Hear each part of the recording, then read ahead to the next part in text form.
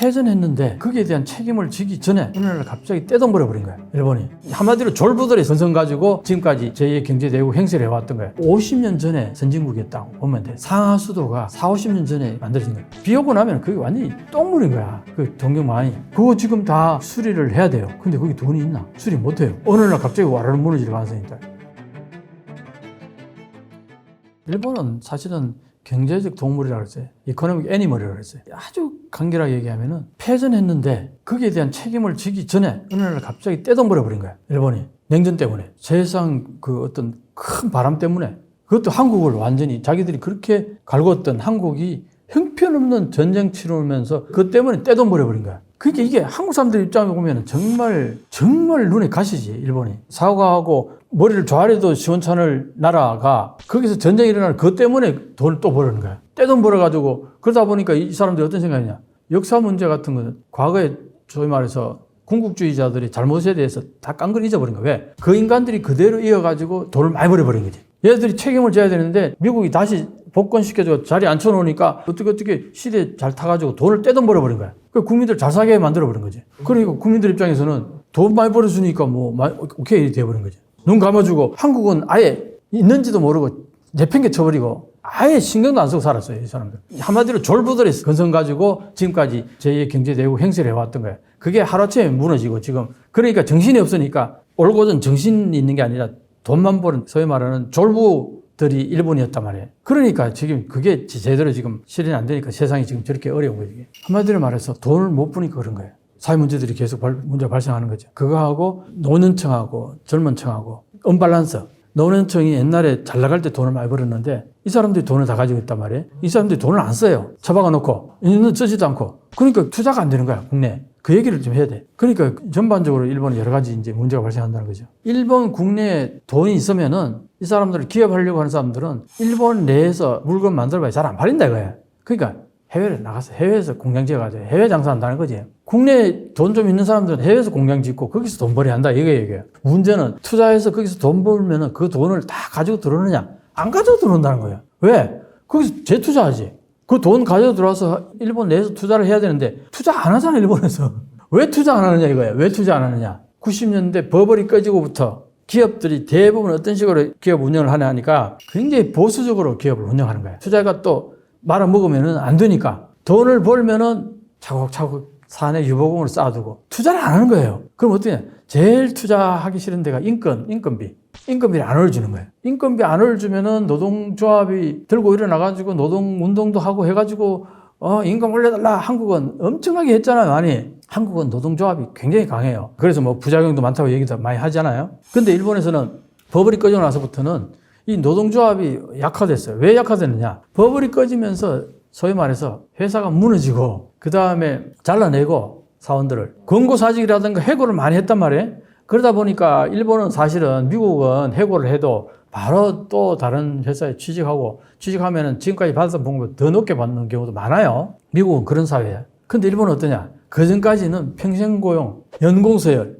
이런 게 회사의 특징이었단 말이에요. 근데 그렇게 해서 이제 법을 정전까지 갔다가 갑자기 버블이 꺼지면서 이게 무너지는 회사도 있고 막 그러면서 정리를 하고 하는데 쉽게 새로운 어떤 일거리가 만들어져 가지고 새로운 그게 노동력을 창출하는 회사가 많이 생겼느냐 하면 그렇지 않다는 거예요. 문제는 여기 있는 거예요. 미국은 왜 그러냐니까 미국은 가팜이라는 거 있잖아요. 그러니까 89년도에 시가총액을 보면은 일본 기업들은 1위에서 20위까지 14개가 일본 기업이었다. 89년도에. 그랬는데 버블이 탁 꺼지고 나서 지금 보면 1위에서 20위까지 일본 기업 하나도 없어요. 어떤 기업들이야? 대부분 미국 기업들이야. 그럼 미국 기업들이 뭐냐? 자동차 만드는 데냐? 무슨 뭐 제조업이냐? 아니라는 거예요. 대부분이 어디냐? 인터넷, 디지털 관련 IT 쪽인 거예요. 그럼 뭘 말하냐 이 얘기는 디지털화된 쪽에서 부가가치가 급속도로 높아진다는 거예요. 근데 일본은 그걸 못한 거예요.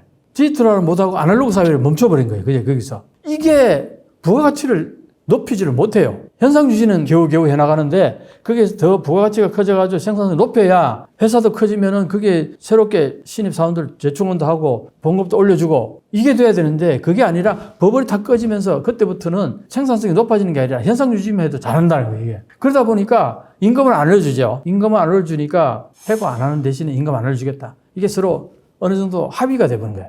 그러니까 30년 가까이 임금이 안 올라버려요. 그런데 미국 봐봐요. 12배나 성장했으면 임금이 안 올라가겠어요? 안 올라가기도 힘들지. 그러니까 미국에서 그렇게 성장해서 그렇게 올라간 임금을 받던 사람들이 일본은 하나도 안 올라온 이 사회에 와서 거기에다가 엔저까지 된 일본 사회에 오니까 눈 돌아가는 거야. 달러 가지고 돈 쓰니까 일본은 한마디로 말해서 그저 공짜 같아.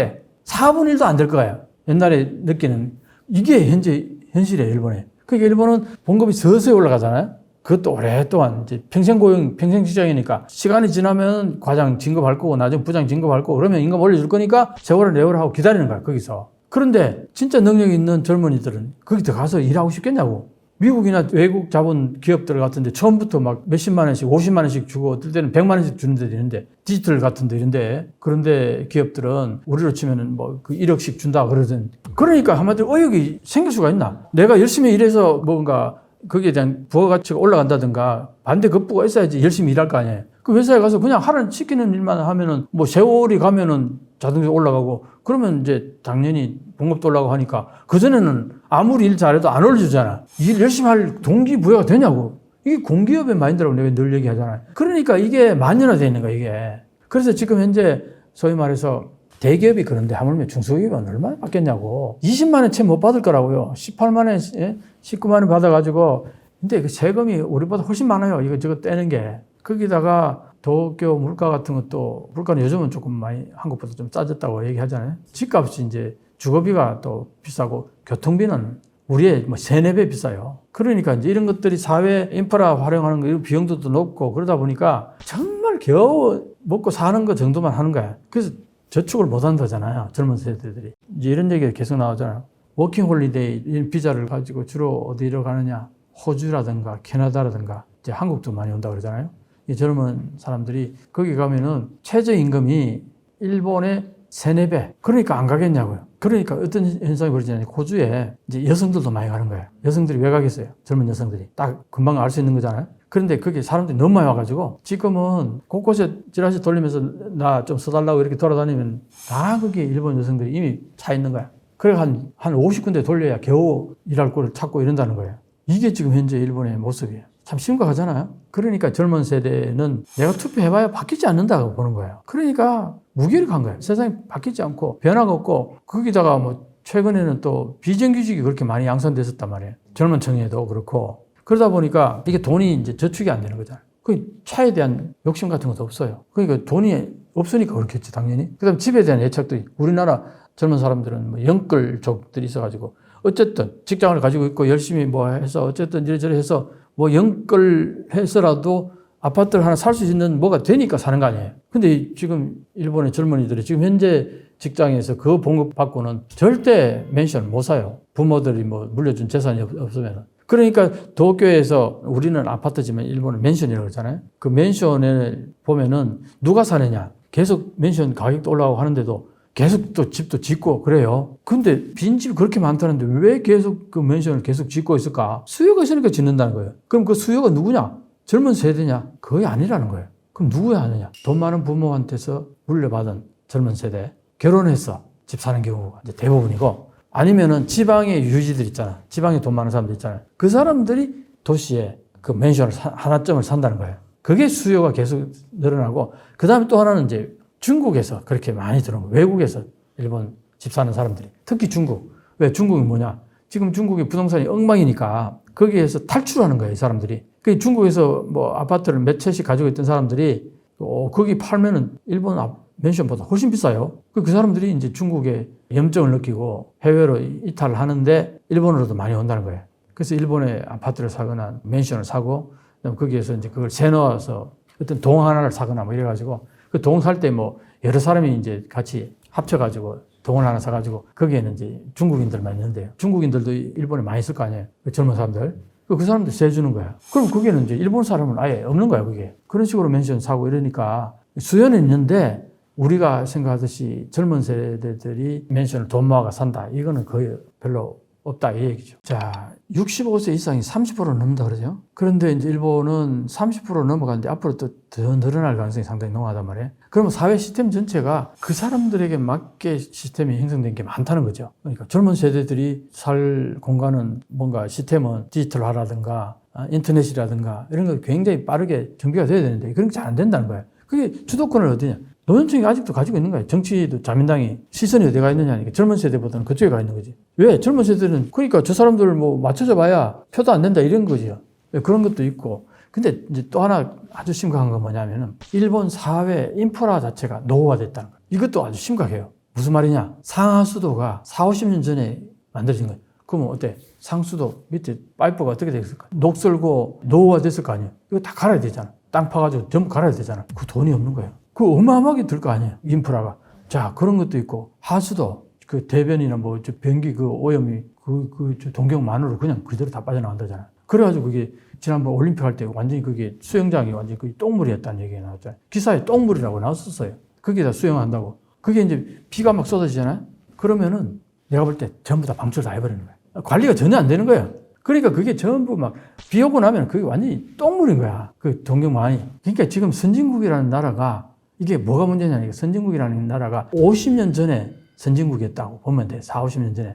그때 다 인프라들이 맹하나 구축된 것들이 많아요. 그게 이제 소위 말하는 주기가 된 거야, 이제. 교체를 해야 되는데 그거 하려면 돈이 엄청 들잖아. 그러니까 쉽게 못 하는 거죠. 그러니까 지금 그런 현상들이 벌어지는 거야. 자, 한국 봐봐요. 한강구가 얼마나 깨끗해. 저기 무슨 똥물이 있어. 그렇게 나왔다가 난리 나지. 바로 그냥 고발당하고 한국은 그런 시스템이 갖춰진 거야. 그게 왜냐? 후발주자이기 때문에 그런 시스템도 갖춰가면서 우리는 개발해 온 거야. 그리고 개발한 지 얼마 안 되기 때문에 이제 겨우 10년, 20년 되니까 아직도 깨끗한 거야. 그러니까 한국의 인프라하고 일본의 인프라하고 비교해 보면은 차이가 많이 나는 거죠. 자, 이게 하수도도 그런데 제일 중요한 거 뭐냐? 터널. 일본은 산맥이 많다고. 그 국토 전체 터널이 얼마나 많겠어요? 그게 지어진 지 50년 넘은, 4, 50년 넘은 게 많다고. 그거 지금 다 수리를 해야 돼요. 근데 거기 돈이 있나? 수리 못 해요. 어느 날 갑자기 와르르 무너질 가능성이 있다. 그게 한꺼번에, 그때 일본이 전국토 개조론 그래가지고 다나카 가쿠에라는 총리가 있었어요. 그 시절에 거의 뭐 토목공사, 토건 국가라고 그랬어, 그 당시에. 그래가지고 전국 개조론 그래가지고 그때 우리가 옛날에 새마을 운동하면서 막 인프라 구축하는 거하고 같은 맥락이라고 그보다 더 훨씬 더 선진적이었다고 보면 되죠. 그 전국토를 그때 다 개조하면서 터널도 뚫고 도로도 전국토를 완전히 막 토목국가로 만들어 놓은 거야. 중국이 한창 막 개발할 때 엄청난 아파트 짓고 막 고속도로부터 전철부터 시작해 중국 어마어마하게 지었잖아요. 그래서 엄청나게 급성장을 한 거라고 그게 그렇게 지으면서 그게 성장률이 막 6%, 8% 그러니까 전부 도로 건설, 아파트 건설, 토목 건설, 그거는 명백하게 이게 부가가치가 올라가잖아. GDP를 올릴 수 있잖아. 가장 손쉬운 게 그거니까 그렇게 막 지어는 그게 지금 이제 엄청난 문제를 일으키고 있잖아요. 일본도 마찬가지 그랬다고 옛날에. 도로족이라 그래가지고 자민당의 도로족들이 전부 예산을 끌어와가 자기 고향에다가 도로 건설하는 거. 그걸 막 마구잡이를 했다고. 그래가지고 그 당시에 어느 정도였냐면은 여기 고속도로가 있는데 차가 하루 종일 서너 대 다니는데 그 옆에 멀리 떨어지지 않은 곳에 또 고속도로 닦고 그랬었어요. 왜? 예산 끌어올려고. 그때는 돈이 어느 정도 있었으니까. 그래 놓으니까 이제 그게 노후화되고 그 관리비가 엄청 들 거 아니야. 야, 이게 지금 현재 일본에 나는 노년층의 인구 비율 그것 때문에 여러 가지 오는 시스템도 문제가 있지만 전 국토가 노후화된 것도 이것도 상당히 심각한 문제라고 나는 봐요. 일본에서. 어떻게 보면 이게 하나의 이제 사이클이라고 볼 수 있는데 저렇게 해서 저게 확 개발이 돼가지고 뭐 새로운 어떤 뭔가가 있어서 돈을 많이 벌어야 그게 다 수리도 되고 자금이 돌아가고 하는데 그런 의미에서 보면 미국이 왜 미국이냐. 저 미국은 냉전 치르고 나서 사실 일본한테도 막 밀리고 그랬었다고. 그래서 이제 85년도 플라자 합의도 막 하고 그랬잖아요. 근데 미국은 뭐냐니까 이게 패권 국가다 보니까 자기들한테 불리하면은 이게 국가들 동원해가지고 환율 조정도 하고 뭐 수출 규제도 하고 마구 이렇게 하면서 자국의 이익을 위해서 온갖 수단과 방법을 가리지 않고 아니면 또 어디 세계 전쟁이 터져가지고 거기에 군수물자를 어마어마하게 팔아먹고 이런 게 패권 국가로서의 그 뭐라나 프리미엄이라 그럴까? 미국은 그게 가능하다고. 근데 일본은 그게 가능하지 않잖아요. 그러니까 이제 그때 잘 나가다가 미국한테 한 방 맞았잖아요. 그게 플라자 합의라는 게. 그러니까 그렇게 해서 주춤하니까 그게 지금까지 이렇게 문제가 발생한다 이거예요. 사실은 일본의 젊은 세대는 일본이 잘 나갈 때를 본 적이 없어요. 계속 하향세에 있는 일본의 모습만 보고 90년대부터 버블이 꺼지기 시작해서 2000년대 정도 와서부터 이제 나타나기 시작했다 그러잖아요. 90년대 태어나도 해도 2000년대면 10살이잖아요. 그때부터 이제 조금 이제 세상이 돌아가는 걸 조금 이제 얘기 듣는다 치더라도 그때부터 일본은 계속 잃어버린 30년에 이어진 연속이란 말이에요. 맨날 보면은 디플레이션이니 뭐니 경기가 안 좋다느니 마이너스라느니 임금은 안 오르고 뭐 어쩌고저쩌고 안 좋은 얘기만 들을 거 아니에요. 계속. 그렇게 해서 이제 살아온 사람들의 입장에서는 일본이 뭐 대단하다는 얘기는 씨알도 안 먹게 당하는 거고 근데 SNS를 통해서 이제 바라보는 한국은 야, 케이팝도 엄청나게 스마트하고 뭐 멋있고 가번쩍하고 엄청 좋아하죠. 일본만 좋아하나요? 전 세계가 좋아하는데 진짜. 그 다음에 드라마 보면은 드라마에 나오는 저기 주인공들이 왜 이렇게 이쁘고 왜 이렇게 잘생겼어? 이제 그런 얘기들을 많이 하죠, 진짜. 그리고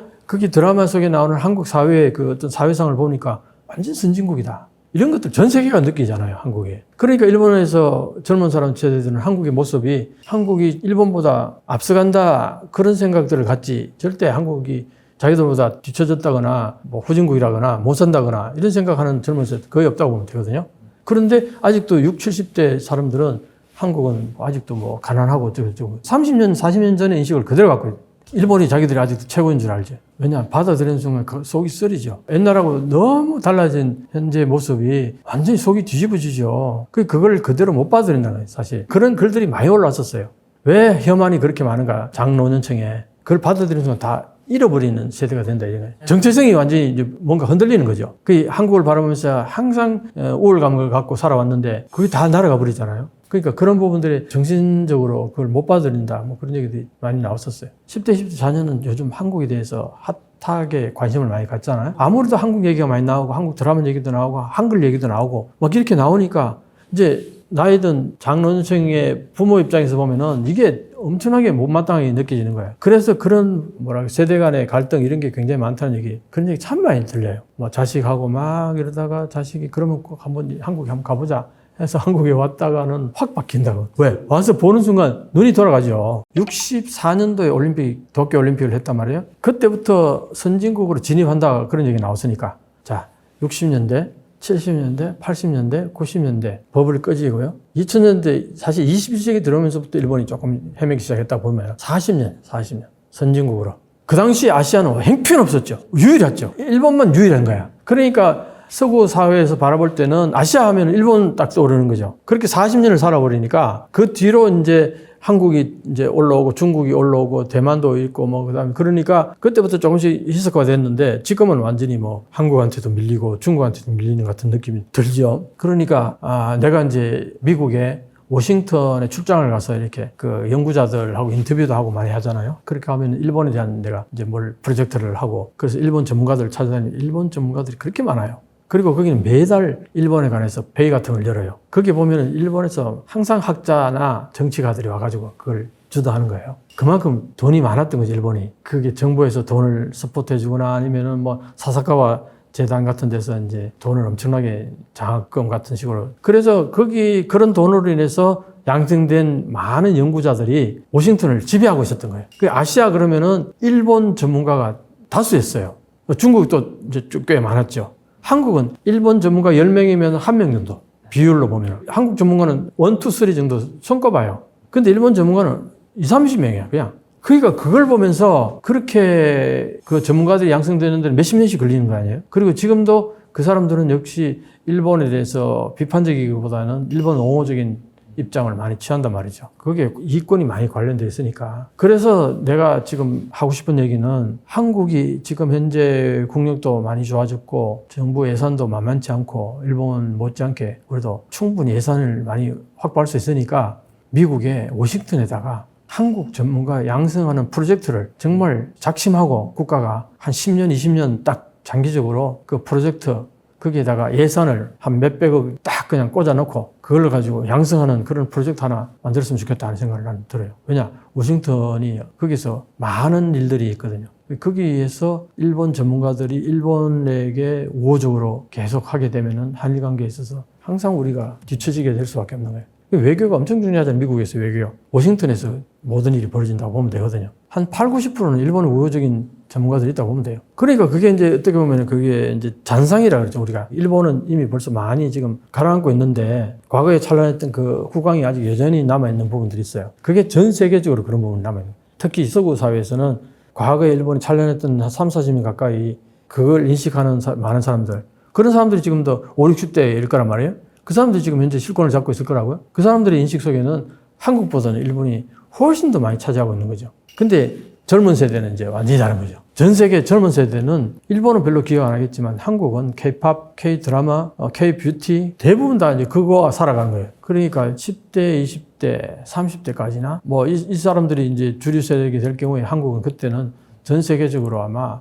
영향력을 엄청나게 발휘할 겁니다. 일본도 한국처럼 변했으면 좋겠다. 국민의 손으로 직접 대통령을 뽑는다. 이 부분에 대해서는 일본의 구구 쪽에 있는 사람들도 부러워하는 사람들이 많이 있습니다. 지금 자민당이 집권을 해서 한 70년 정도 일당 독재를 해오고 있습니다. 일본에서는 정권 교체가 이루어질 가능성이 거의 없는 것 같아요. 일본 뉴스를 보면은 정치 뉴스가 없습니다. 그런데 반대로 해외 정치 뉴스에 대해서는 굉장히 자세하게 보도를 합니다. 예전에는 북한에 대한 보도가 굉장히 많았어요. 그런데 어느 순간 이게 한국으로 바뀌었습니다.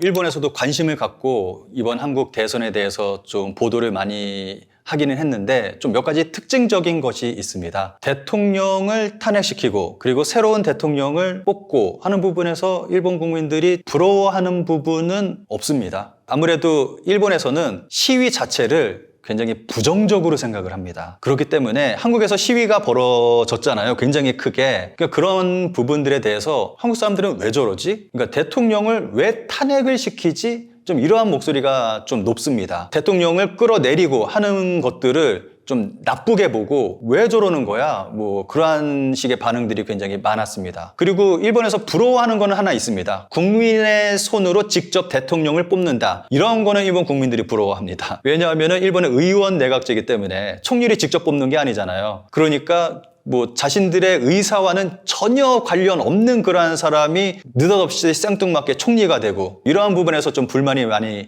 있어서 국민의 손으로 직접 대통령을 뽑는다. 이 부분에 대해서는 좀 일본의 구구 쪽에 있는 사람들도 좀 부러워하는 사람들이 많이 있습니다. 일본의 세습 정치에 대해서는 불만을 가지고 있는 사람들도 많이 있죠. 근데 이 부분은 좀 일본에서도 어떻게 하지 못하는 그런 부분이 좀 강하다고 생각을 합니다. 자민당으로 한정 지으면은 자민당 정치인의 뭐 한 40% 정도가 뭐 세습 정치인이라고 하니까 굉장히 많은 숫자죠. 지금 자민당이 집권을 해서 한 70년 정도 동안 일당 독재를 해오고 있습니다. 지금 상황으로 봐서는 일본에서는 정권 교체가 이루어질 가능성이 거의 없는 것 같아요. 이런 모습 보면은 세습 정치의 무서움, 단점들 이 가장 강하게 두드러지는 나라가 일본이라고 생각을 합니다. 이런 부분에서는 일본인들도 좀 불만을 많이 가지고 있죠. 그런데 문제는 자민당만 뽑는다는 거죠. 자민당에 불만을 가지고 있긴 있어요. 그런데 다른 정당보다는 그래도 자민당이다. 그러한 이야기가 있습니다. 그러면서 계속 자민당에 계속 투표를 하는 거죠. 이 부분은 제가 볼 때는 좀 자민당에 의한 세뇌가 이루어져서 일본인들이 이러한 생각을 하고 있는 건 아닌가 하는 생각이 듭니다. 잠깐 입헌민주당이 한 3년 정도 동안 집권을 했던 적이 있습니다. 동일본 대지진 터지기 전에. 그런데 입헌민주당이 집권을 하는 동안 동일본 대지진이 터졌어요. 그래서 동일본 대지진이 터진 원인, 문제를 입헌민주당이 홀라당 다 뒤집어 써가지고 다시 자민당이 집권을 하게 됐거든요. 그러면서 나온 얘기가 야당은 무능하다. 뭐 그러한 얘기가 나왔거든요. 이거는 자민당이 만들어낸 프레임이라고 생각을 하거든요. 입헌민주당이 집권한 지 3년밖에 안 됐고 그리고 원전 폭발하고 한 거는 이거는 자민당 때문에 이렇게 된 거잖아요. 자민당이 전기 민영화하고 그리고 자민당 때문에 또 이러한 일이 벌어진 거고 원자력 발전소 개판으로 운영이 된 거고 자민당 때문인데 야당이 무능력해서 이러한 일이 벌어졌다. 다시 야당이 집권하면 이러한 일이 벌어진다. 계속 이러한 얘기를 해와서 아무래도 일본 국민들이 이러한 얘기에 세뇌당해서 그래서 계속 자민당을 뽑고 있는 거라고 생각을 합니다. 일본 뉴스를 보면은 정치 뉴스가 없습니다. 일본 정치 뉴스에 대해서는 굉장히 가볍게 좀 수박 겉핥기식으로 굉장히 짧게 보도가 되고 그런데 반대로 해외 정치 뉴스에 대해서는 굉장히 자세하게 보도를 합니다. 이제 이 부분은 아무래도 일본인들이 일본 정치에 좀 관심을 갖지 않게 하기 위해서 보도를 내보내는 경향이 있다고 볼 수가 있거든요. 일본 자민당이 자신들의 지지율을 올리기 위해서 이용을 했던 게 북한이었습니다. 예전에는 북한 때리기. 이제 북한에 대해서 안 좋은 얘기를 하고 때리면서 자신들의 지지율을 쫙 올리고, 그런데 어느 순간 이게 한국으로 바뀌었습니다. 이거는 이제 혐한의 시작으로 볼 수가 있는 건데, 아베 총리가 이제 총리가 되면서 혐한을 정치로 끌어들였습니다. 이 부분은 좀 얘기가 길어져서 좀 간단하게 말씀드리면은, 이제 아베 총리가 이제 뭐 초계기 사건이라던가 그리고 수출 제재라던가 이런 것들을 통해서 이제 혐한을 정치로 끌어들였습니다. 그러면서 이제 지지율을 쫙 올리고 했었던 거죠. 그러면서 일본 언론에서도 이제 예전에는 이제 북한에 대한 보도가 굉장히 많았어요. 그런데 이제는 한국에 대한 보도가 굉장히 많이 크게 늘어났습니다. 이러한 게 이제 한국에 대한 안 좋은 보도, 한국 때리기 보도를 하면서 자민당에 대한 좀 지지율을 올리고 그러한 목적이 있는 거죠. 대표적으로 아베 정권 말씀드렸듯이 정말 혐한이 최고치에 달했던 때가 코로나 바로 직전. 그때 뭐 이제 한국의 경제는 발전하고, 그리고 한류 때문에 이제 일본에서는 젊은이들이 열광하고, 그러다 보니까 일본인들이 아무래도 그 부분에 대해서 열등감을 느끼는 부분이 굉장히 컸습니다. 좀 일본 시민들은 열등감을 느끼고, 또 일본 정부에서는 한국에 대한 어떤 위기감을 느끼고, 그러면서 혐한을 정치로 끌어들이고, 그 가운데서 혐한 책들이 나왔는데 그거는 막 나오자마자 베스트셀러로 막 팔리고, 서점 한쪽에서는 혐한 코너가 만들어질 정도고, 그러한 분위기가 형성이 됐거든요. 그러니까 일본 상황이 안 좋아지면 안 좋아질수록 한국 때리기, 혐한은 더 크게 번질 거라고 생각을 합니다. 앞으로도. 일본 젊은이들 보면은 정치에 거의 관심이 없는 것 같아요. 정치 참여도 안 하고 투표도 안 하고. 일본에서 뭐 시위가 있다 그러면 대부분 나이 많은 분들밖에 없습니다. 그리고 뭐 선거 기간에 일본 정치인이 가두연설을 하잖아요. 사람들이 모이잖아요. 보면은 대부분 나이 든 사람들밖에 없습니다. 젊은 사람들 찾아보기가 힘듭니다. 그래서 보면은 아무래도 뭐 일본 젊은이들은 뭐 대체로 정치에 전혀 관심 없는 사람들이 대부분이라고 생각을 합니다. 일본에서는 시위가 거의 없습니다. 시위가 있다 하더라도 정말 몇 명 안 됩니다. 100여 명 정도? 뭐 그 정도 나오면 많이 나오는 거예요. 근데 한국에서는 정말 수백만 명의 사람들이 거리로 나오고, 그렇게 뭐 똑같은 목소리를 내고 하다 보니까 일본인들은 놀랄 수밖에 없는 거죠. 게다가 최고 권력을 끌어내서 심판을 받게 했다. 이거는 정말 일본인들로서는 상상할 수도 없는 일이죠. 심지어는 박근혜 전 대통령 때도 똑같은 일이 있었잖아요. 정말 많은 사람들이 거리로 나왔잖아요. 근데 일본에서는 이러한 모습을 볼 수가 없으니까 이걸 보기 위해서 한국의 시위 투어라는 게 있었습니다. 시위를 보기 위해서 일본에서 일부러 한국에 오는 그러한 사람이 있었을 정도입니다. 게다가 한국에는 젊은이들까지도 이러한 시위에 적극적으로 동참을 하잖아요. 이번에는 뭐 굉장히 많은 젊은이들이 응원봉을 들고 시위를 했잖아요. 이런 모습이 일본인들 입장에서 봤을 때는 충격인 거죠. 놀라운 모습인 거죠. 제가 일본에 가면은 만나는 분들 중에서 시민단체 분들을 좀 자주 만나게 됩니다. 좀 진보적인 시위단체 분들을. 그분들이 한국을 굉장히 부러워합니다. 아무래도 그 시민단체 분들이 목소리를 내기 위해서는 좀 사람들이 모아야 되잖아요. 그런데 일본 같은 경우는 사람들이 모이지 않고 목소리를 내지 않다 보니까 시민 활동하는 게 굉장히 쉽지가 않습니다. 그런데 한국 같은 경우는 굉장히 적극적으로 목소리를 내고 굉장히 많은 사람들이 모이게 되잖아요. 그러니까 이러한 모습을 보고 정말 부럽다, 이러한 얘기를 하십니다. 정말 일본도 한국처럼 변했으면 좋겠다, 정말 부럽다, 이러한 얘기를 자주 듣습니다. 아무래도 가장 큰 차이점은 목소리를 내느냐 내지 않느냐의 차이라고 생각을 합니다. 한국 같은 경우는 정치인이 비리를 저질렀다, 무언가를 잘못을 했다 그러면 적극적으로 나서서 목소리를 냅니다. 그리고 거리로 나와서 정말 많은 사람들이 목소리를 냅니다. 그런데 일본 같은 경우는 비리를 저질러도 목소리를 안 내요. 거리로 나와서 뭐 외치거나 뭐 그런 것도 없고. 대표적인 예로 또 아베 전 총리를 예를 들 수가 있는데, 정말 많은 비리를 저질렀잖아요. 정말 눈에 띄는, 상상할 수도 없는 비리를 빵빵 터뜨렸는데 큰 시위 벌어진 적 없습니다. 정말 뭐 사람들이 키보드로 그냥 뭐 아베 뭐 이런 비리 안 된다, 뭐 바꿔야 된다, 뭐 이러한 얘기 정도만 나왔지, 막 거리로 나와서 막 목소리를 내고 적극적으로 막 시위를 하고 그러한 모습은 없었습니다. 그래서 일본과 한국의 가장 큰 차이점은 목소리를 내느냐 내지 않느냐, 그 차이점을 들 수가 있습니다. 이 부분은 좀 여러 가지 이유가 있는데 여러 가지 말들이 뭐 있습니다. 좀 거슬러 올라가면은 60년대에 일본의 전공투라고 정말 전국 단위의 좀 굉장히 커다란 학생 운동이 있었어요. 그런데 이 전공투가 이제 좀 수그러들면서 극좌파 운동으로 변했습니다. 굉장히 좀 극단적인 폭력 시위로 변질이 됐습니다. 그러면서 일본 국민들이 이러한 시위에 대한 이미지가 안 좋아졌다. 그래서 일본인들이 시위를 하지 않고 시위를 나쁘게 생각한다라고 이야기하는 사람들이 있습니다. 근데 이것도 어느 정도 영향을 끼쳤을 거라고는 생각은 하는데 제가 볼 때는 아무래도 자민당에 의한 쇠뇌가 가장 크다고 생각합니다. 저는 자민당이 이러한 부분에 대해서 계속해서 일본 국민들을 세뇌를 시키다 보니까 정치에 관심도 가지지 않고 목소리도 내지 않고 이러한 일이 지금까지 벌어지고 있다고 생각을 합니다. 눈치 문화라기보다는 좀 정치에 관심이 없기 때문에 시위를 하지 않는 그러한 부분이 크다고 생각을 합니다. 일본에서도 정치에 관심을 갖는 사람도 있죠. 대표적으로 구구적인 성향을 가진 사람이라면 젊은이들도 정치에 적극적으로 관심을 갖고 목소리를 냈죠. 한국에 대해서는 뭐 타케시마는 일본의 영토다 뭐 이러한 얘기하고 뭐 역사적인 부분에서 막 부정적인 막 일본은 잘못한 건 없다 이러한 얘기하고 근데 진보적인 부분에서 쪽에서는 이제 일본의 과거사에 대해서 한국에 사죄해야 된다라면서 크게 목소리를 내고 좀 그러한 부분에서는 이제 좀 정치에 크게 관심을 가지고 있는 사람들도 있긴 있죠. 근데 극소수긴 하지만 좀 그러한 사람들은 정치에 관심을 가지고 있기는 하죠.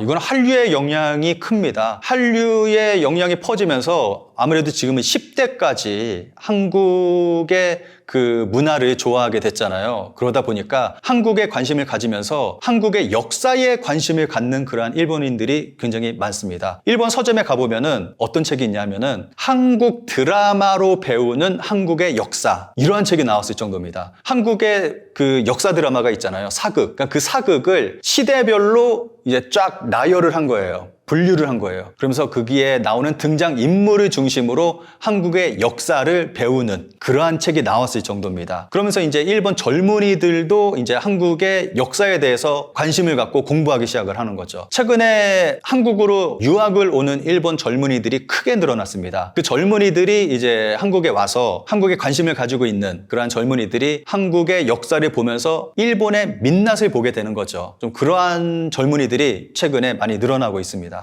아무래도 일본의 식민지 지배 몰랐던 건데 좀 이러한 부분을 알게 되면서 충격받는 사람들도 많고 그러한 부분에서 좀 인정하는 일본인들이 많이 늘어나고 있죠. 근데 아무래도 예외적인 부분도 있습니다. 독도는 예외라고 생각을 합니다. 일본의 그 진보적인 성향을 가지고 있는 사람들, 진보 정당이라고 할지라도 독도 부분에서는 인정을 안 해요. 독도는 예외라고 생각을 합니다.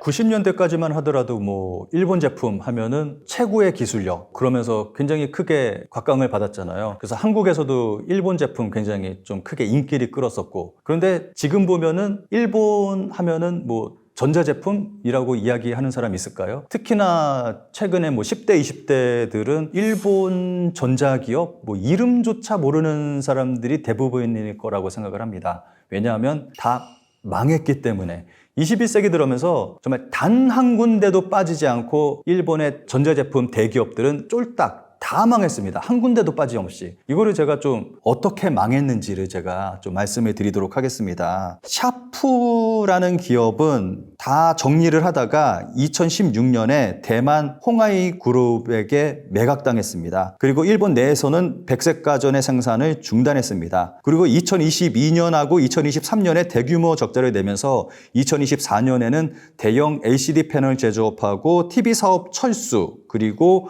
오사카 공장을 폐쇄했습니다. 토시바 같은 경우는 경영위기 속에 2016년 가전사업이 중국 메이디 그룹에 매각됐고 해외 생산 공장을 매각하는 등 여러 방면에서 사업 축소를 진행했습니다. 2017년에는 프레시 메모리 사업부를 SK 하이닉스에 매각했습니다. 그리고 같은 해 TV 부문도 중국의 하이센스에 매각했습니다. 2009년 산요전기는 경영 악화로 파나소닉에 매각됐습니다. 2010년에는 반도체 부문을 미국의 온 세미컨덕터에 매각했고 2011년에는 백색 가전 부분을 중국 하이얼에 매각했습니다. 결국 2013년 회사를 병합하면서 산요라는 이름은 역사 속으로 사라졌습니다. TV 부문은 일본 기업인 후나이에 매각을 했는데 이 후나이도 수익성 악화로 2024년에 파산하고 말았습니다. 그리고 산요가전은 중국 하이얼에 매각되면서 아쿠아라는 이름으로 사명이 바뀌었고 아쿠아라는 이름으로 일본에서 판매가 되고 있습니다. 그런데 굉장히 인기리에 판매가 되고 있고 일본 가전 매장 빅카메라, 요도바시 카메라 이런 데 가면은 그 아쿠아라는 제품들이 쫙 깔려 있는데 일본인들이 이 아쿠아 브랜드를 일본 회사라고 생각을 하고 있습니다. 그래서 굉장히 인기리에 판매가 되고 있습니다. 그리고 파나소닉 같은 경우는 TV 사업을 철수했습니다. 최근에 철수한다고 발표했고 이 TV 사업 부분을 매각한다고 내놨는데 이걸 사겠다고 하는 회사가 나타나고 있지 않아서 이게 팔리지 않는다면은 파나소닉의 TV도 아마 이 이름이 역사 속으로 사라질 그런 위기에 처해 있습니다. 일본 TV 브랜드 같은 경우는 이제는 그래서 소니만 남게 됐습니다. 일본에서 TV를 생산하는 회사는 소니 단 한 군데만 남게 됐습니다. 이 그림을 한번 보면서 설명을 드릴게요. 보시는 그림은 일본 내에서 TV 시장 점유율을 나타낸 그런 그림입니다. 보시면은 중국 기업의 점유율이 50%나 됩니다. 그런데 그 옆에 보시면은 샤프가 21.1%인데 아까 말씀드렸듯이 샤프는 대만 회사에 매각됐습니다. 그래서 중국 기업하고 대만 기업의 TV가 70%나 됩니다. 그러니까 일본인들이 구입하는 TV의 70%가 중국, 대만 기업의 TV를 구입을 하고 있다는 거죠. 그런데 또 아까 말씀드렸듯이 파나소닉 같은 경우도 TV 사업을 철수하고 이렇게 되다 보니까 이제는 내년쯤, 내후년쯤 이 데이터가 다시 발표가 된다면은 한 90% 정도는 중국산, 대만산이 그 TV가 일본 시장을 점유하게 되지 않을까 그런 생각이 듭니다. 일본 기업이 다 망했으니까 일본 제품이 없습니다. 전부 다 거의 대부분이 중국 제품입니다. 한국에서는 정말 찾아볼 수도 없는 그러한 브랜드의 중국 제품이 일본에서는 버젓이 팔리고 있는 그러한 실정이거든요. 그렇다 보니까 TV 드라마라던가 이런 거 볼 때 이제 배경으로 쓰여지는 그러한 가전 제품들이 전부 다 중국 제품들입니다. 그래서 일본에서 나온 한 기사에서는 왜 일본의 TV 드라마나 이런 것들을 봤을 때 다 중국 제품이냐 그러면서 좀 한탄하는 그러한 기사를 본 적이 있습니다.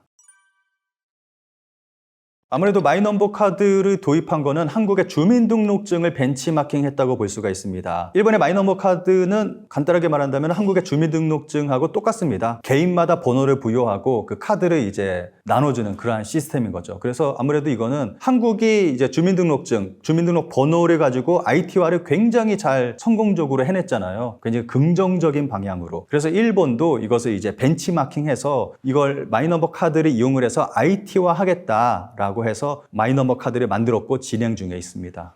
이 마이넘버 카드에서 가장 큰 문제는 제가 볼 때는 비리라고 생각합니다. 굉장히 여러 가지 문제가 있긴 있는데 그 가운데서 가장 큰 문제는 비리라고 생각을 합니다. 일본인들은 아무래도 개인정보 유출 이런 부분에서 가장 큰 우려를 가지고 있거든요. 그래서 마이넘버 카드를 만들지 않았습니다. 그런데 한 5년 전쯤에 코로나가 터졌을 그쯤에 마이넘버 카드 보급률을 높이기 위해서 고노다로 당시 디지털 청 장관이 포인트를 나눠줬어요. 그러니까 한국 돈으로 치면 몇십만 원 정도 되는 포인트를 나눠줘서 굉장히 많은 사람들이 그때 마이넘버 카드를 만들었고 현재는 한 80% 정도 보급률이 올라갔습니다. 급격하게. 그러한 일이 있었습니다. 그런데 제가 생각할 때는 마이넘버 카드의 가장 큰 문제는 비리에 있습니다. 비리. 일본 정부가 마이넘버 카드하고 건강보험하고 통합을 시켰습니다. 그래서 2024년 12월 이후로는 새로운 건강보험증을 발급하지 않는 상태에 있습니다. 그래서 지금 현재는 병원에 가기 위해서는 마이넘버 카드가 필수가 됐습니다. 그런데 그와 동시에 일본 정부가 진행을 한 게 이 마이넘버 카드를 가지고 본인 인증을 해야 된다라면서 일본의 병원, 의원, 치과 그리고 약국에 인증을 할 수 있는 인증 리더기, 마이넘버 카드 리더기를 보급을 했습니다. 강제로. 근데 이 리더기 가격이 굉장히 비쌉니다. 한국 돈으로 한 400만 원에서 1,000만 원 정도까지 합니다. 좀 터무니없이 좀 가격이 좀 비싸죠. 그런데 이 리더기를 병원 측에서는 한 100만 원 정도까지만 부담을 하고 나머지 금액은 일본 정부가 보조금으로 지급을 하겠다. 일본 정부가 부담하겠다라고 했는데 일본 정부가 부담하는 게 일본 국민들의 세금이잖아요. 일본 국민 세금을 가지고 뭐 이 리더기를 쫙 뿌리겠다라고 하는데 이 리더기 숫자를 좀 제가 데이터를 좀 보면은 일본 전국의 병원, 일반 진료소, 치과까지 합치면 한 18만 시설, 조제 약국은 6만 시설, 그래서 총 24만 시설의 카드 리더기가 필요한 상황입니다. 게다가 이 카드 리더기를 구입하는 것으로 끝나는 게 아니라 이 카드 리더기 회사에 이용료로 한 달에 10만 원에서 20만 원을 매달 지급을 해야 됩니다. 그러니까 엄청난 금액을 이제 그 회사들이 가져가게 되는 거고 병원들은 굉장히 큰 부담을 또 안게 되는 거죠. 그리고 문제는 여기서 끝나는 게 아니라 2026년에 일본 정부가 새로운 디자인의 마이넘버 카드를 발급할 계획에 있습니다. 그렇다면은 새로운 디자인으로 마이넘버 카드가 나온다면은 현재 리더기가 새로운 디자인의 마이넘버 카드를 인식하지 못할 확률이 굉장히 높습니다. 게다가 2025년에는 스마트폰에 마이넘버 카드를 집어넣을 계획을 하고 있습니다. 그런데 현재의 리더기는 스마트폰을 인식하는 기능이 없습니다. 그러니까 현재 리더기는 무용지물이 되는 거죠. 그런데 이거를 리더기를 강제로 설치를 했다. 뭔가 좀 이상하잖아요. 그런데 최근에 일본 언론에서 나온 기사가 있습니다. 이 기사를 제가 좀 소개를 해드리겠습니다. NTT 그룹 1265억엔, 후지츠 713억엔, 자민당 대규모 스폰서가 마이넘버 안건을 대량 수주하고 있었다. 그러니까 마이넘버 카드와 관련해서 일본의 기업들이 좀 돈이 오가고 있었던 거고 이러한 비리가 있었다라는 게 밝혀진 거죠. 그래서 이 리더기도 이러한 비리의 일환이라고 볼 수가 있는 거죠. 그래서 볼 때 이 마이넘버 카드를 중심으로 한 그 모든 것들이 좀 비리하고 연관된 게 굉장히 많습니다. 일본이 IT화를 하겠다라면서 가장 먼저 시작을 한 게 디지털 청이라는 거를 만들었습니다. 그런데 이 디지털 청이 이런 식으로 정말 많은 비리들의 온상이 됐습니다. 그래서 IT화를 진행을 하는 게 아니라 오히려 비리만 진행되는 그러한 일이 벌어지고 있습니다. 근데 놀랍게도 이 마이넘버 카드가 이게 신분증이잖아요. 근데 놀랍게 이 신분증이 유효기간이 있습니다. 이 카드에 칩이 들어가 있는데 카드 자체는 유효기간이 10년이고 이 칩은 5년입니다. 그래서 아까 말씀드렸듯이 2020년에 대량으로 사람들이 이 카드를 만들었다고 그랬잖아요. 그 만든 숫자가 수천만 명입니다. 일본에서 수천만 명의 사람이 이 마이넘버 카드를 동시다발적으로 만들었습니다. 그런데 방금 말씀드렸듯이 마이넘버 카드에 들어있는 칩의 유효기간이 5년입니다. 그런데 이 카드는 10년인데 카드 같은 경우는 온라인으로 유효기간 연장을 할 수 있습니다. 근데 이 칩은 온라인으로 연장이 안 됩니다. 그래서 각 지자체에 직접 찾아가야 됩니다. 그래서 문제가 발생하는 겁니다. 그래서 일본의 언론들이 정말 헬게이트가 열릴 거다, 지옥문이 열릴 거다. 정말로 일본 언론들이 제가 뭐 좀 과장해서 말씀드리는 게 아니라 일본 언론에서 표현하기를 지옥문이 열릴 것이다 라고 표현을 할 정도로 정말 큰일이 벌어질 거다라고 이야기를 하고 있습니다. 게다가 올해가 마이넘버 카드가 실행된 지 10년째 되는 해입니다. 마이넘버 카드가 실행된 지 10년, 그리고 수천만 명의 사람들이 동시다발적으로 마이넘버 카드를 만든 지 이제 5년. 이 모든 사람들이 이제 그 마이넘버 카드를 갱신을 해야 되는 거죠. 그 칩 갱신을 하기 위해서 지자체를 찾아가야 됩니다. 그게 올해입니다. 그 많은 사람들이, 수천만 명의 사람들이 동시에 지자체에서 이 마이넘버 카드를 갱신을 한다. 지자체 업무가 마비될 거다라고 이야기가 나오고 있습니다. 그래서 올 7월 달쯤 되면은 정말 헬게이트가 열릴 거다라고 일본에서 얘기가 나오고 있습니다. 이거는 아무래도 근본적으로 본다면은 IT화를 하겠다라고 해서 이 마이넘버 카드를 만들었는데 정작 운영하는 거 보면은 그 IT, 디지털이 아니라 아날로그다, 이러한 얘기가 나오고 있습니다. 그래서 가장 큰 문제는 이거죠. 뭐 디지털화 한다라고 하면서 정책을 진행하고 있는데 알고 봤더니 아날로그. 좀 이 부분이 가장 큰 문제죠.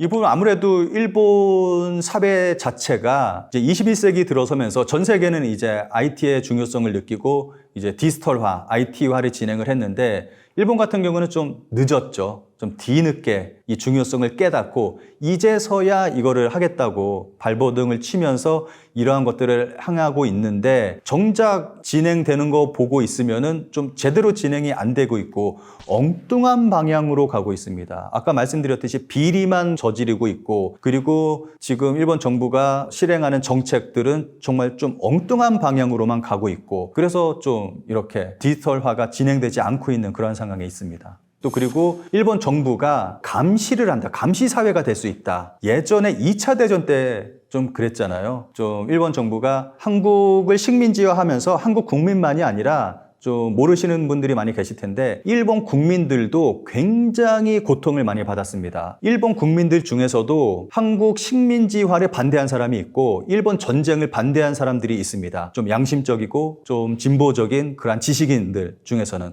이제 그 사람들은 일본 내에서 비국민이라는 이야기를 들으면서 굉장히 많은 핍박을 받았고 또 죽임을 당했고 목숨을 잃은 사람도 굉장히 많고 좀 그런 상황에 있어서 그때 시대로 다시 돌아갈 수 있다. 지금 일본 정부가 굉장히 극우화돼 가고 있으니까 그러한 우려의 목소리도 나오고 있다 보니까 마이너버 카드를 반대하는 그러한 사람들이 있습니다. 또 하나는 일본 학교의 90% 정도가 아직까지도 팩스를 사용을 하고 있다고 합니다. 한 작년쯤인가 이 뉴스가 나오고 일본의 네티즌들도 놀랬습니다. 아니 무슨 학교에서 아직까지도 90%나 되는 학교에서 팩스를 이용을 하냐 좀 이렇게 논란이 된 적이 있었거든요. 이런 거 보면은 아직까지도 좀 IT화가 진행되지 못하고 좀 아날로그에 머물러 있는 그런 모습들이 좀 많이 남아있죠. 그리고 또 일본에 가면은 일본에 가신 분들 일본에서 좀 자가용을 이용해 보신 분들은 좀 느끼셨을 텐데 일본에서는 아직까지도 주차 카드가 있습니다. 주차장을 이용할 때. 한국은 그냥 카메라가 번호 인식하고 그냥 나중에 결제할 때 뭐 결제도 뭐 스마트폰이나 카드로 이렇게 해가지고 그냥 하잖아요. 근데 일본은 아직까지도 대부분이 주차 카드가 나와서 그거를 발급받아서 나중에 주차 카드를 넣고 이제 동전을 넣어서 결제를 하고 좀 그런 주차장이 대부분입니다. 이런 거 보면 아직까지도 디지털화 되지 못한 부분이 좀 많이 남아있긴 하죠. 그런데 캐시리스 같은 경우는 굉장히 많이 진행이 됐습니다. 코로나 이후로 한국과 같이 일본도 스마트폰 그리고 카드만 가지고도 결제를 할 수 있습니다. 일본에 가서 현금을 거의 사용하지 않고도 일본 여행을 할 수 있을 정도로 뭐 이런 부분에서는 좀 많이 변화가 진행된 부분도 있습니다. 근데 AI 같은 부분은 얼마 전에 손정희 회장이 자신의 모든 걸 걸겠다. AI에 사활을 걸겠다 이야기를 해서 그리고 또 일본 정부도 좀 적극적으로 좀 이 부분에 좀 신경을 쓰고 있는 그러한 분위기거든요. 그래서 AI 부분은 좀 따로 좀 생각해야 될 부분이라고 생각합니다. 오히려 한국이 또 더 좀 위기에 있지 않나 하는 그런 생각이 들거든요. 지난 정권 때 R&D 예산을 대폭 삭감을 했잖아요. 그것 때문에 크게 논란이 됐는데 이러한 일이 한국에서 계속 벌어진다면 한국은 정말 도태될 수밖에 없겠죠. 새로운 정부에서는 좀 이러한 부분에 신경을 써서 좀 적극적으로 대처할 필요가 있다고 생각을 합니다. 연사마 세대의 어머니들이 지금도 한류 팬이에요. 이것은 테일을 이어서 한류, K-팝을 좋아하는 문화가 이어지고 있기 때문에 한국에 대한 호감도는 올라간다라고 할 수가 있죠. 한국에 유학하러 오려고 하는 사람들 중에는 역사를 제대로 배우고 싶다. 이러한 현상이 나오기 시작하고 있다. 예, 아무래도 전 세계적으로 그렇습니다만은 일본도 코로나 이후에요. 물가가 상당히 상승하기 시작했습니다. 올해 2025년도 3월, 4월만 봐도 3.6% 정도. 이것은 지난해 같은 달 대비해서 그런 식으로 올라갔고요. 그런데 이것은 5월 기준인데 6.4% 정도 또 상당히 크게 상승했습니다. 이것은 그러니까 생선이나 야채나 그런 것을 빼고 코어 CPI라고 하는 소비자 물가의 상승률이 그 정도니까요. 거기에 비해서 일본 사람들의 월급은 조금밖에 올라가지 않았습니다. 그러니까 이것도 대기업은 15% 올라갔다라든가 이러한 이야기가 있습니다만은 보통 중소기업은 올라가지 않거나 올라가도 5% 이하라는 데가 대부분이라서 결국은 실질적인 물가하고의 그런 월급 상승의 대비는 마이너스라는 것이 쭉 이어졌고요. 요새 거의 비슷하게 되었다. 그러니까 일본 사람들이 뭔가 여유가 생겼다라는 것이 전혀 없는 상황이 이어지고 있는 것입니다. 이게 일본의 특히 서민들의 입장, 일본이라고 해도 서민들은 거의 70%를 넘기 때문에 일본인의 감각으로서는 굉장히 힘들다라는 상황이라고 할 수 있습니다.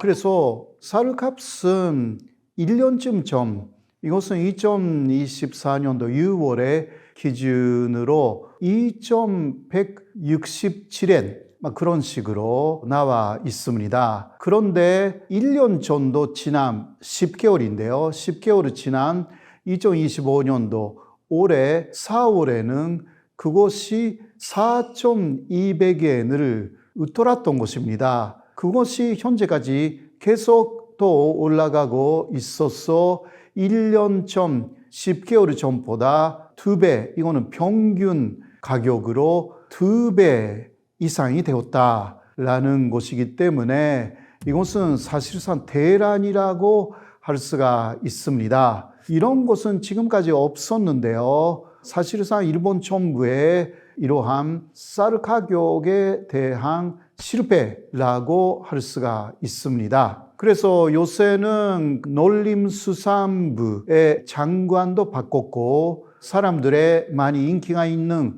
고이즈미 신지로를 장관으로 해서 고이즈미 씨가 요새 하고 있는 이야기가 비춘미라는 게 있습니다. 이거는 비상사태에 대비하여서 일본 정부가 비축하고 있는 쌀이죠. 이것을 굉장히 많이 내놓겠다라는 이야기를 하기 시작했습니다. 사실 비춘미는 지금까지 21만 톤 정도는 내놓았습니다. 그러나 그렇다고 해도요, 쌀 가격이 전혀 내려가지 않고 있고 또 비춘미가 어디에 있는지도 찾아볼 수가 없다라는 것이 실상이기 때문에 고이즈미 장관은 비춘미를 무제한적으로 내놓겠다 이런 이야기를 하고 있습니다.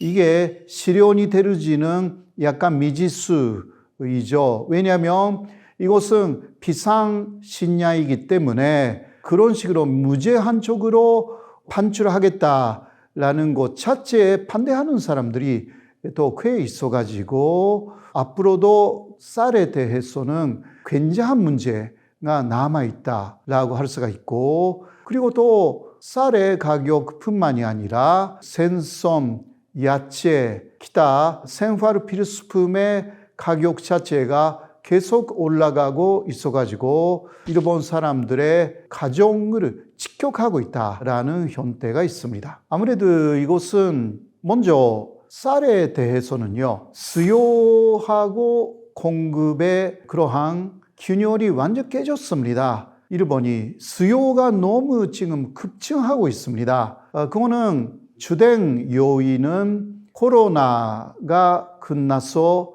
해외에서 여행객들이 굉장히 많이 일본에 들어오고 있는 거죠. 한국에서는 많이 일본에 가지 않습니까? 그런데 코로나로 해외 여행객이 거의 없었던 상황에서 또 엔조가 되어서 일본이 싸다라고 하여서 굉장히 많은 방문객들이 해외에서 일본으로 들어가게 되었어요. 그때 그러한 외국 사람들이 찾는 일본 음식은 역시 밥을 중심으로 하는 그러한 음식들입니다. 스시라든가 덮밥이라든가 일본적인 것을 많이 먹지 않습니까? 해외에서 오신 분들은. 그렇기 때문에 쌀이 엄청나게 수요가 늘어난 것입니다. 그런데 그렇게 되다 보니 갑자기 쌀이 부족하게 됐어요. 그런데 중간 업자들은 그것을 사재기하기 시작했습니다. 왜냐하면 일반 가정보다 쌀을 필요로 하는 데가 음식점이죠. 그런데 음식점은 쌀을 중심으로, 밥을 중심으로 하는 음식점이 일본에서 굉장히 많지 않습니까? 대부분이에요. 서양 음식점 이외에는 그렇잖아요. 그래서 거기에 먼저 공급해야 되니까 이제 중간 도매업자가 사재기를 하기 시작했습니다. 그래서 일반 마켓에서 쌀이 사라져 버렸어요. 이게 일반 소비자가 마켓에 가도 쌀이 없는 것입니다. 그리고 있다고 해도 가격이 계속 올라가 가지고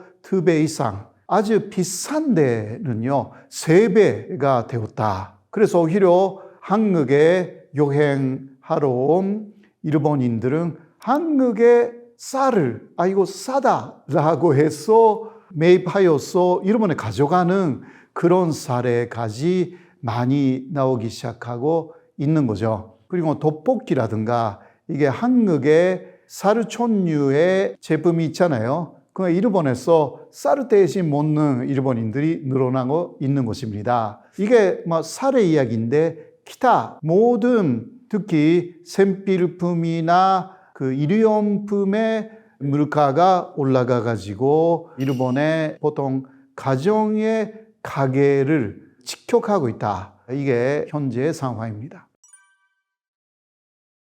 네, 오사카 엑스포는 10월까지요.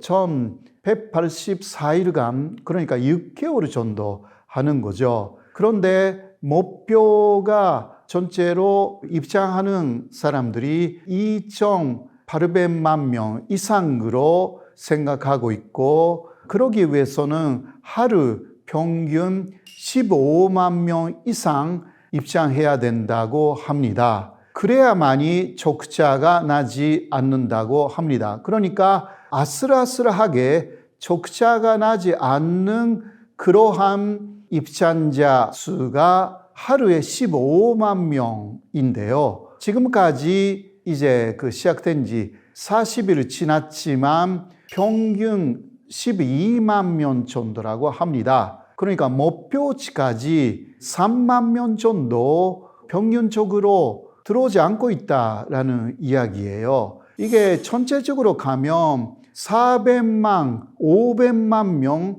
들어오지 않게 된다. 이대로 간다면요. 근데 이게 많은 사람들이 온다라는 그러한 보증이 없다고 합니다. 그렇기 때문에 그러면 굉장한 적자가 될 우려가 있어서 그래서 오사카 엑스포는 망했다라는 이야기가 나와 있는 것이고요. 그리고 준비 과정에서도 준비를 제대로 못할 우려가 있다. 그러니까 올해 4월부터 시작됐습니다마는 거기에 준비가 잘 안 되는 그러한 대회장들이 많았다고 합니다. 그것을 굉장히 빨리빨리 해가지고 이르탄 시간에 맞게 시작하기는 했습니다마는 이러한 부실 콘사 부분도 여러 가지 이야기가 나와 있어서 이러한 부분이 아직은 시작된 지 40일, 50일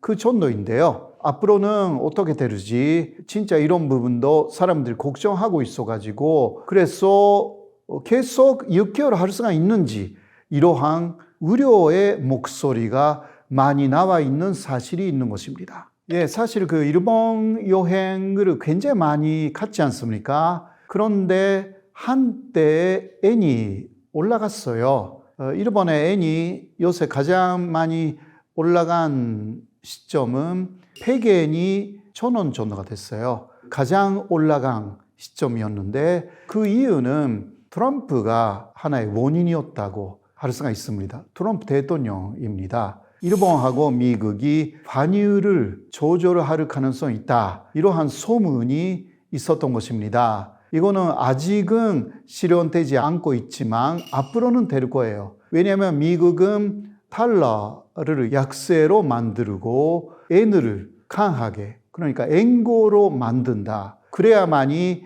미국이 수출을 잘 할 수가 있기 때문에 그것을 계속 트럼프 대통령도 후보 시절부터 이야기해 왔고요. 1기 트럼프 때도 그 이야기를 했어요. 근데 2기가 되니까 확실하게 그거 하겠다고. 그냥 관세 정책뿐만이 아니라 그러니까 그 타겟이 일본이나 한국입니다. 그래서 한국의 원이 이미 많이 비싸지고 있습니다. 다음 일본의 엔이 비싸질 가능성이 있어요. 그런데 일본이 그 합의를 아직 안 해지고 있기 때문에 다시 엔조가 되기 시작했습니다. 요새는요. 그러니까 일본에 가는 한국 여행객들은 조금 주춤하기는 했습니다만은 다시 요새는 늘어나고 있습니다. 근데 또 혹시나 엔고가 되면 안 가게 될 거예요. 또 기타 일본에 진짜 재해가 오거나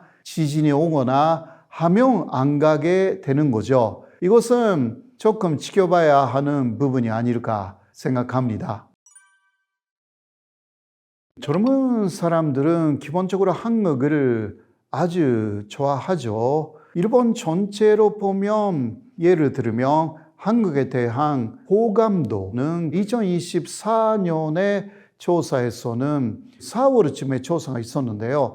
이런 조사에서는 37% 정도의 일본인들이 한국에 대해서 호감을 갖는다 였어요. 근데 올해 조사는 2월에 했거든요. 이거는 그 일본 사람들의 한국에 대한 호감도가 그때 거의 60%였습니다. 굉장히 그러니까 1년 지나서 더 늘어났습니다. 그만큼 이것은 전체적인 연령층에 대한 조사이거든요. 그것도 60% 가까이 있다라는 것은 젊은 층 더 한국을 좋아한다라고 할 수가 있는 거죠. 왜냐하면 그 하나의 역시 사례는 아시다시피 젊은 층 한류 그리고 K-팝을 좋아하는 아이들이 굉장히 많기 때문이죠. 20대, 30대가 그런 사람들이고 그러한 사람들의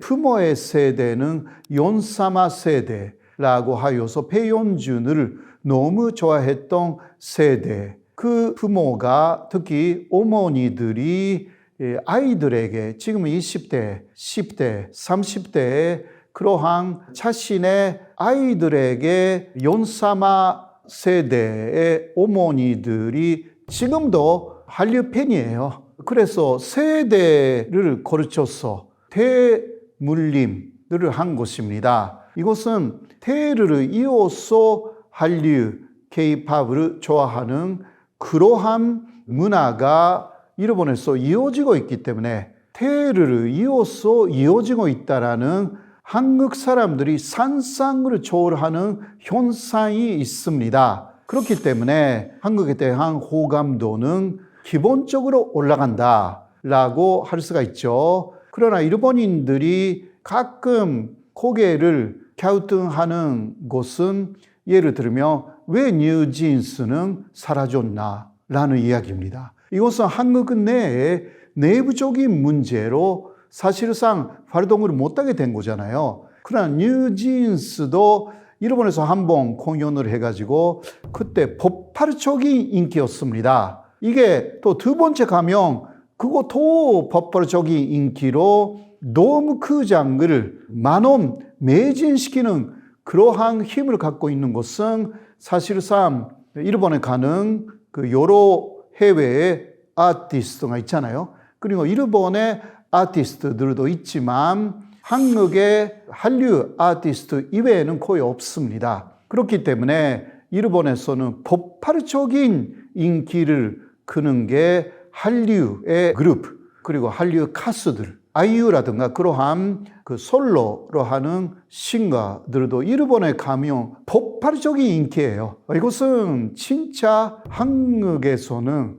상상을 초월합니다. 저도 이제 한국 사람이 되었기 때문에 왜 그러지? 라고 생각할 정도로 일본에 가면 한국의 아티스트들의 인기는 어마어마합니다. 먼저 한국에 대한 그 유학이 늘어나고 있다. 라는 이야기들은 굉장히 있습니다. 일본에서 거기에 대해서 조사를 한 사이트도 있고요. 그래서 조사를 해서 왜 한국으로 굳이 유학을 가는가 라고 물어봤을 때 먼저 무조건 한국을 좋아한다.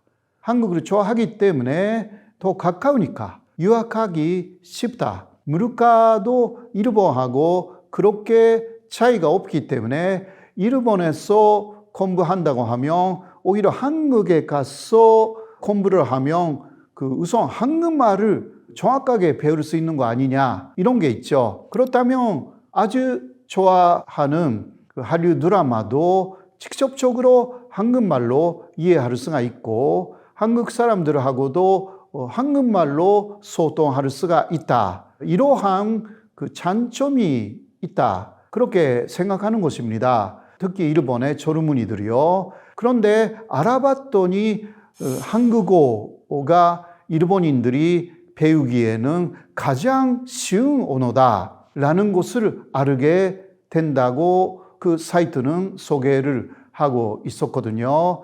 왜냐하면 어순이 일본하고 거의 비슷하고 원래 한자였던 단어가 많기 때문에 원래 한자를 알게 되면 금방 일본인들이 일본도 한자 문화이기 때문에 알기가 쉽다. 이러한 이야기를 많이 하고요.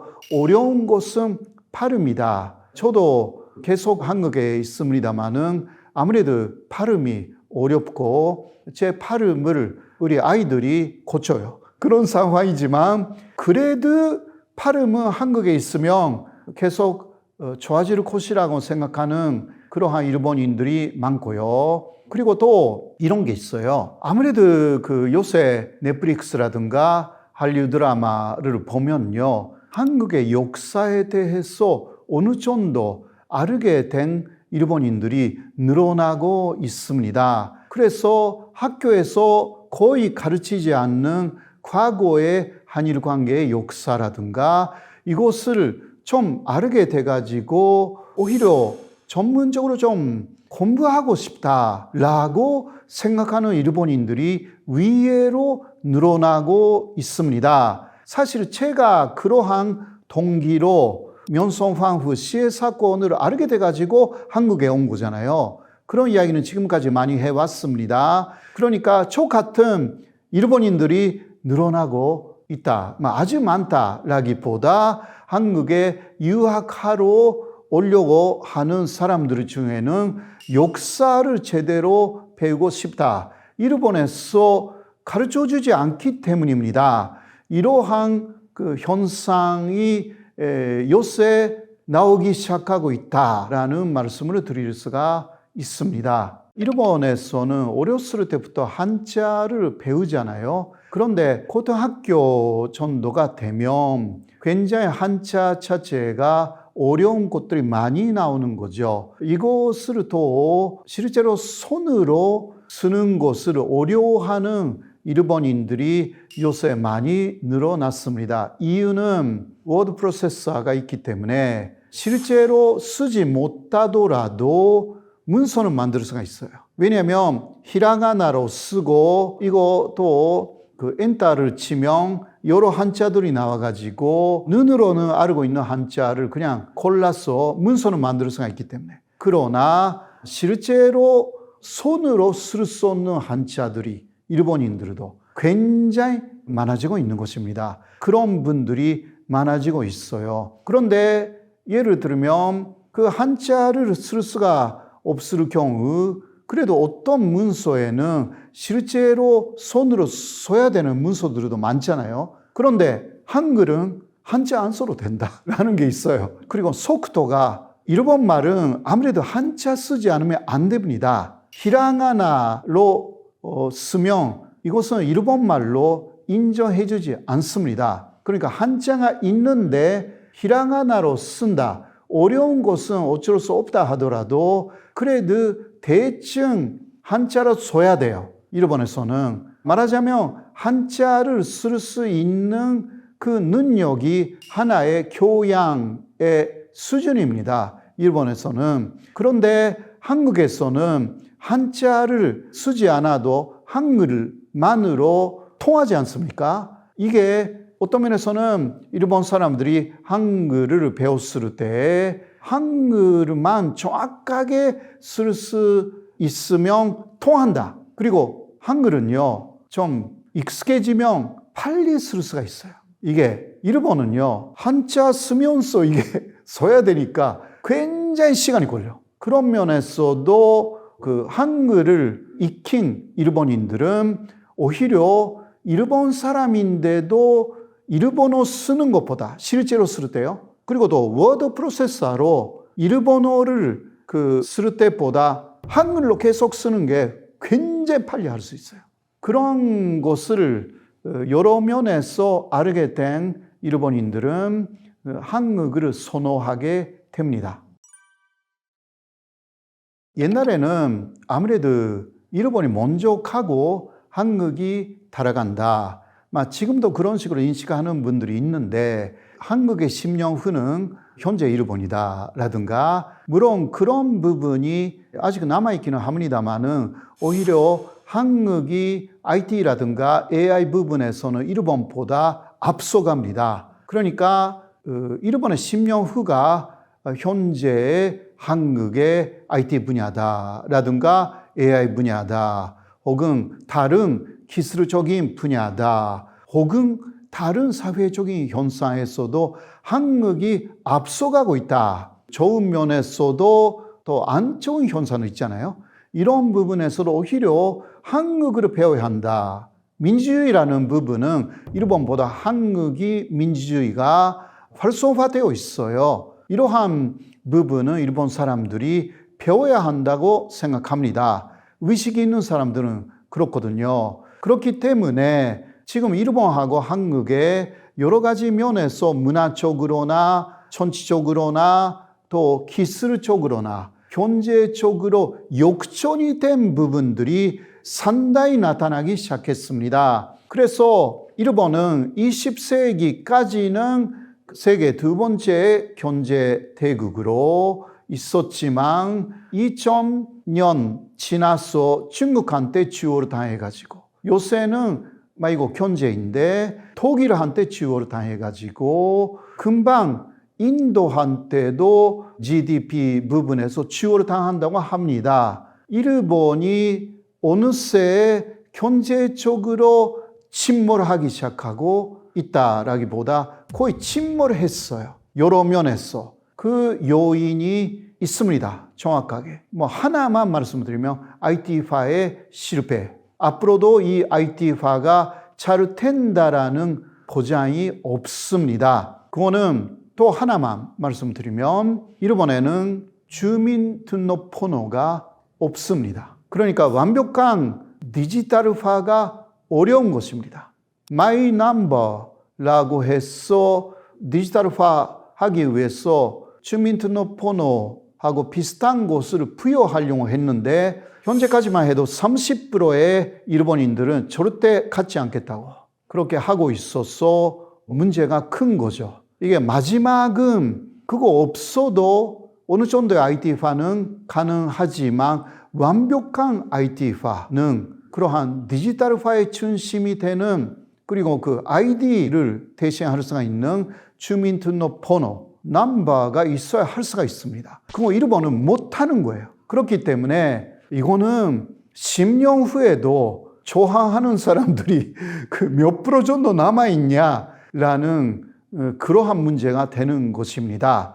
일본 사람들은 지금도 일본 정부가 개인의 번호를 만들어가지고 개인을 관리한다, 감시한다 이렇게 생각하는 사람들이 꽤 있습니다. 그거는 과거의 일제강점기 때하고 똑같이 할 것이다. 그렇게 생각하는 거죠. 그렇기 때문에 앞으로 물론 봐야 되겠습니다만 시간이 좀 걸립니다. 그 사이에 그러한 기술적인 부분, 지금은 IT하고 AI를 빼고는 현재는 또 AI잖아요. 이 부분에 어마어마한 그 격차는 계속 벌어질 가능성이 있어요. 그렇기 때문에 일본 경제가 지금 세계적인 경제가 그런 AI를 중심으로 돌아가고 있기 때문에 앞으로 또 어떤 시대가 오를지 모르지만 일단 디지털화라는 것을 멈출 수가 없지 않습니까? 물론 일본에 가면 오히려 디지털이 아니라 아날로그 세계가 많으니까 그게 오히려 좋다. 물론 전소적으로는 좋겠죠. 그러나 또 다른 세계적인 경쟁에서는 디지털을 빼면 이거는 살아남을 수 없습니다. 그렇기 때문에 일본이 그 부분을 지금까지 잘못하고 있는 것입니다. 혹은 극복할 수가 없게 여러 가지 제도를 만들어 버린 것입니다.